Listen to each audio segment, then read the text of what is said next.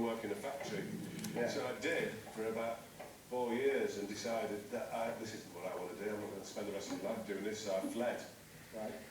Without finishing the apprenticeship. We might have come from the same sort of area in Yorkshire, I suppose, because I was told when I was a kid that you couldn't pursue art as a career. That was the only exam that I passed, because all the wealthy artists were all dead. Well, my dad said, get a proper job. do you know, yeah, exactly, yeah. He said, do you know any artists who have been successful? So I said, well, Andy Warhol. He said, look at him. David Hockney. Yeah. So it wasn't really a dumb thing. It was, you know, go and get a job. But my dad did say later on, he said he wished they said, yeah, go to art school. But he did eventually. The comedy came about when you were a group of kids just messing around, wasn't it? Is that where you fell in love with it, or got the idea of it? Yes, we messed about. We were in a, there was five mates called Fashionable Five. We were in a kind of musical group, but more of an... Look for difference. We used to have fun, right? That's what it was all about, you know, so we, you know, having fun as a team. And how did you break away from that and then go into stand-up? Because you then started off with your little one-man tour, didn't you? Is that what you... Well, no, it wasn't a tour, it wasn't really stand-up either. It was, I left art school and I kind of put on what I considered to be a bit of performance art on a stage in a pub in South London, Goldsmith's Tavern, and it was, and I called it Vickery's Big Night Out. Right. So, and it was just like, you know, every week. It wasn't really stand-up, it wasn't a routine. It was just like, let's have fun. And well, wasn't that where you met Bob, was it?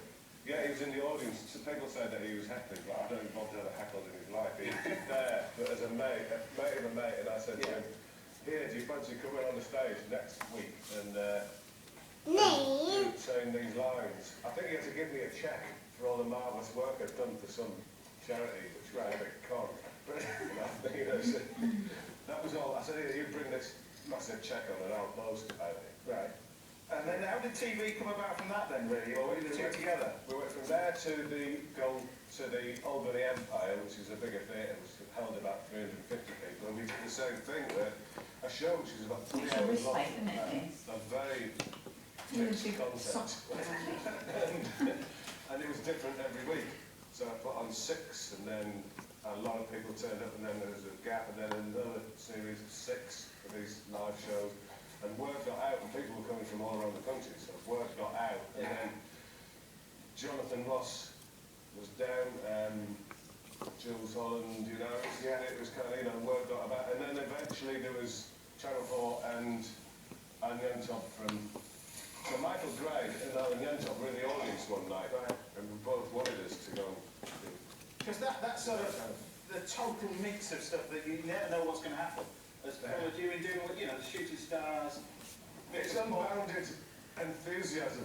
But it is, it kind of, as a guest, you really haven't got a clue what's about. Well, you've been a guest and we don't let anyone know what's happening. A lot of these panel shows, we kind of let people know what's up and give them lines to read. Yeah. Well, you know, it's like when you come on our show, you have no clue what's going on. You definitely haven't got a clue, but that spirit's still there with the new thing that you do now. But adults can watch it as well. The Ministry of Curious Stuff. So tell us how that came about then. Well, I did a book about 2 years ago called Vickery's Vast Encyclopedia of World Knowledge, and which was it was full of semi-truths.